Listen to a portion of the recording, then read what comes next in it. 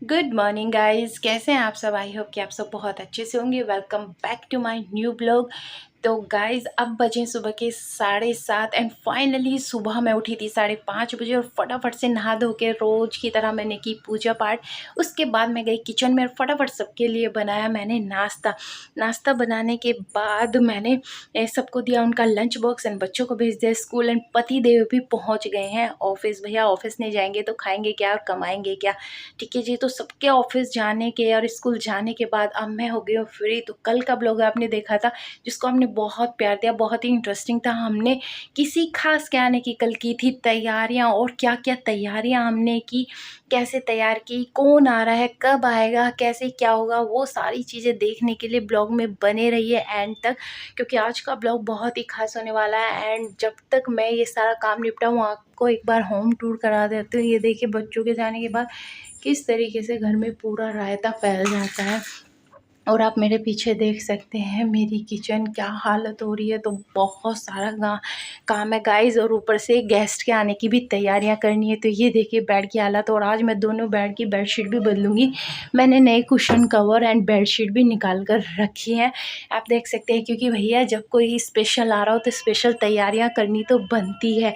तो कौन आ रहा है, कब आ रहा है, कितने बजे आएगा, कैसे आएगा, सारी चीज़ें देखने के लिए ब्लॉग में बने रहिए।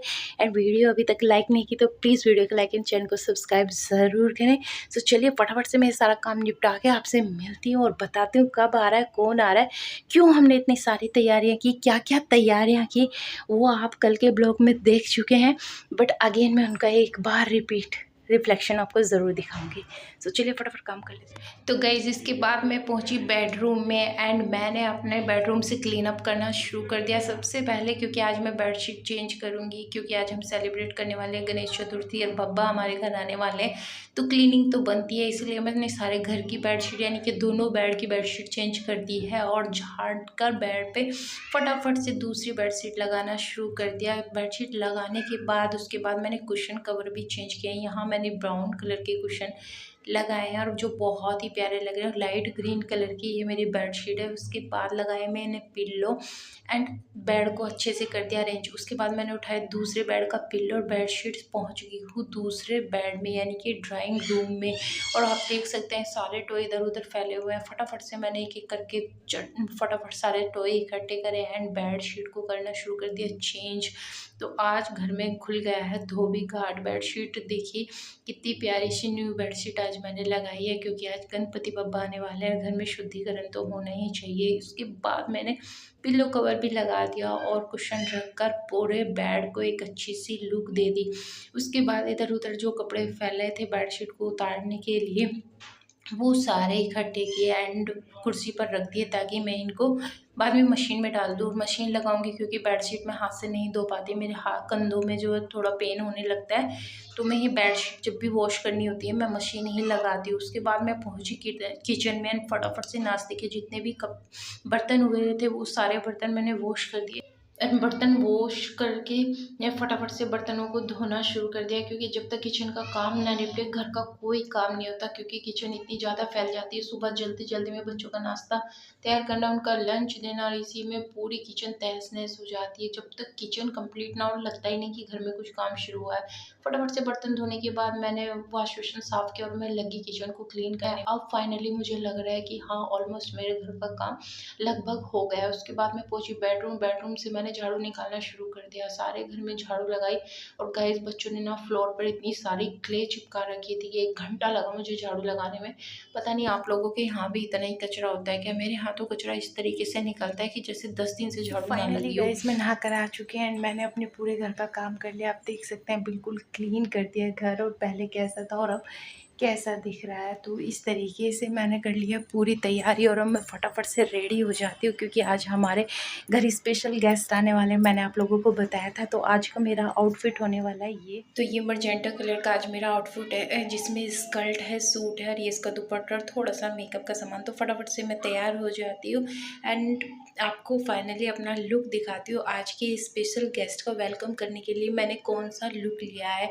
सबसे पहले मैंने अपने फेस पर लगाया सीरम, ताकि स्किन को अच्छे से प्रेप कर, क्योंकि स्किन बहुत अच्छी हो जाती है सीरम से। एंड कोई भी सीरम अप्लाई आप कर सकते हैं अपने फेस पर। मेकअप से पहले आपको ज़रूर अप्लाई करना चाहिए, ताकि जो फाउंडेशन है वो आपके पोर्स से होता हुआ आपकी स्किन को डैमेज ना करे। उसके बाद मैंने लगाया मॉइस्चराइज़र, ताकि जब मैं फाउंडेशन अपने फेस पर अप्लाई करूँ तो वो क्रैकी ना लगे और क्रैक ना हो जाए, बहुत अच्छा सा बेस बनकर मेरा तैयार हो, ताकि वो थोड़ा सा स्मूथ भी दिखे। उसके बाद मैंने अपने फेस पर लगाया फाउंडेशन। 2 तरह का फाउंडेशन मैं मिक्स करके लगाती हूँ, क्योंकि मेरी कॉम्बिनेशन स्किन एंड फाउंडेशन अच्छे से सेट हो सके, उसके लिए मैंने लगाया। फिर सबसे लास्ट में कॉम्पैक्ट एंड अपना आई मेकअप स्टार्ट कर दिया। तो आई मेकअप, क्योंकि आज मेरी पिंक ड्रेस है, तो मैंने लिया पिंक कलर का आई शेड एंड अप्लाई करना शुरू कर दिया। बहुत सुंदर सी पिंकी मेरी आईज हो गई। और लास्ट में मैंने लगाया है वी कॉर्नर, जो मैं लगाती हूँ ब्लैक कलर से, और मुझे बहुत पसंद है और मेरी आई शेड को एक अच्छा सा परफेक्ट लुक भी देता है।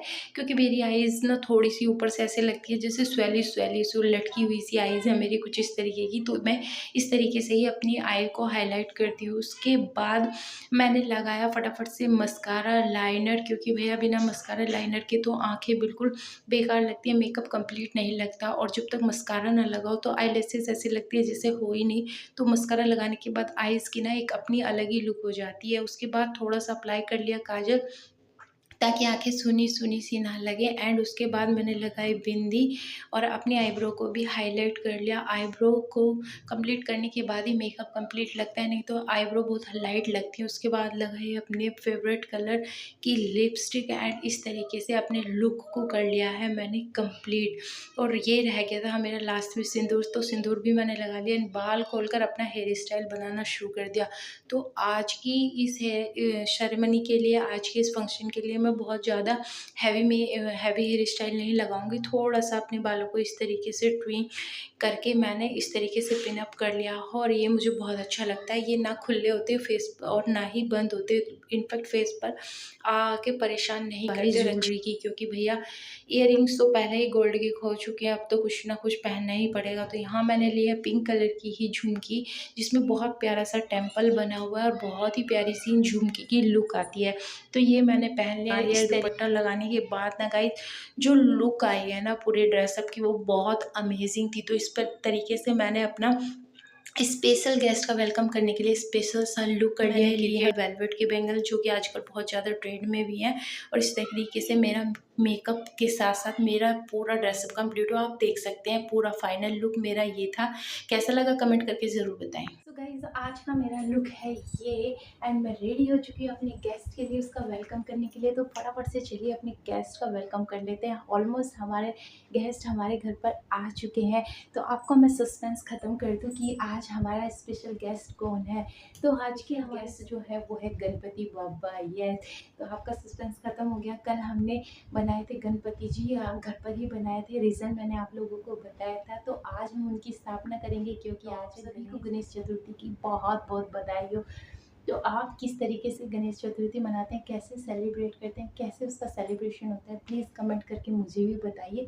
तो चलिए हम भी अपने गणपति जी की स्थापना कर लेते हैं। इससे पहले मोरया मंगल मूर्ति मोरया। तो गाइज ये है हमारे गणपति जी। और जैसे कि हमने घर पर ही गणपति जी बनाए थे, तो हमें बाहर इनको लेने जाने की कोई हमारे पास से, तो मैंने इनको गंगा जल से एक छींटा देकर इनको कर लिया है पवित्र। एंड अब मैं इनको करूँगी रेडी। तो फटाफट से अपने गणपति जी को फटाफट से इनको रेडी कर लेते हैं। आज मैं अपने गणपति जी को मंदिर में ही स्थापित करूँगी, क्योंकि मेरा बेटा बहुत छोटा है एंड वो इनको टच करके इनको परेशान कर देगा। तो इनका आसन मैं आज अलग से नहीं लगाऊंगी, कोई पंडाल नहीं बनाऊंगी, मंदिर में ही रखूँगी, ताकि इनकी शुद्धि भी बनी रहे, वो इनको बार बार टच करके परेशान भी ना करें एंड हमारे गणपति जी आराम से रह सके। साथ ही इसका एक बहुत अच्छा बेनिफिट ये भी होने वाला है गाइस, कि ये मंदिर में रहेंगे तो सबसे, क्योंकि अभी कुछ दिन पहले ही लड्डू गोपाल जी भी आए थे, तो इनसे भी उनका इंट्रोडक्शन हो जाएगा और सबका एक दूसरे से बातें करते हुए टाइम भी स्पेंड हो जाएगा। क्योंकि भैया जैसे हमें ज़रूरत होती है एक दूसरे से बात करने की,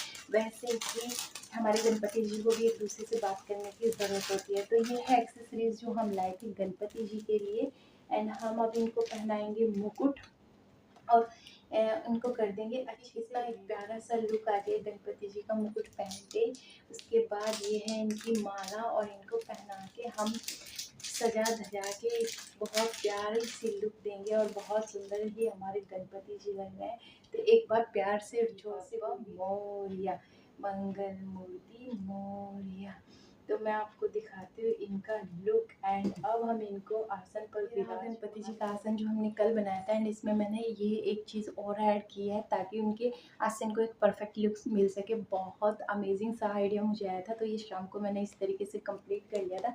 एंड अब अपने गणपति जी को इस पर विराजमान करेंगे, बट इस बार हम इस पर विराजमान नहीं कर सकते क्योंकि विराजमान करने हैं गणपति जी को मंदिर में, और मंदिर में ये सेट नहीं होगा क्योंकि गाइस मेरा मंदिर बहुत छोटा सा है।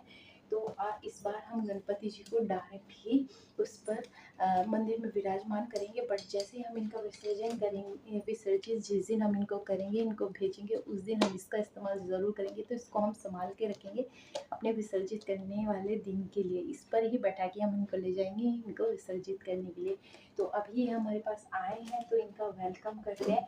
एंड एक बार आप भी दर्शन कर लीजिए और जोर से बोलिए गणपति बप्पा मोरया। एंड गाइस आप बताइए कि आपको मेरे गणपति जी कैसे लगे, एंड आपको ये आइडिया कैसे लगा गणपति जी को घर पर बनाने का, और इस तरीके से हम इको फ्रेंडली गणपति जी बना सकते हैं। तो चलिए मिलके स्थापित कर लेते हैं। तो ये देखिए मैंने कर लिया स्थापित। आपको क्लोज अप दर्शन करा देती हूँ गणपति जी के, और कितने प्यारे लग रहे हैं।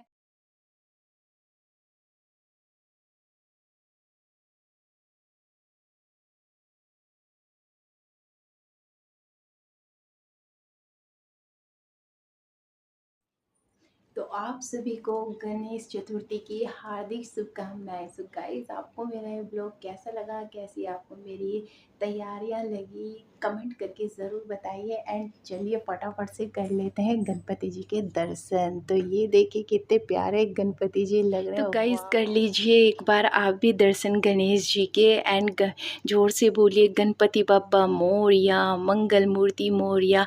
और आप सभी को गणेश चतुर्थी की बहुत बहुत शुभकामनाएं। जिस तरीके से भगवान मेरे घर में विराजमान है सुख शांति के साथ, उसी तरीके से आप घर में भी विराजमान। ये था मेरा आज का व्लॉग गणेश चतुर्थी। आज का हमारा सेलिब्रेशन, हमारे घर आए गणपति बाबा। तो आपको बहुत बहुत शुभकामनाएं गणेश चतुर्थी की। तो आपने किस तरीके से गणेश चतुर्थी मनाया, एंड आपको ये मेरा आइडिया होममेड गणेश जी का किस तरीके का लगा, कैसा आइडिया लगा। देखिए मैं तो इसी तरीके से कर लेती हूँ क्योंकि मुझे लगता है भगवान आस्था के भूखे हैं, दिखावे के नहीं। तो हम मन से जैसा भी करें वो उसको स्वीकार करते हैं।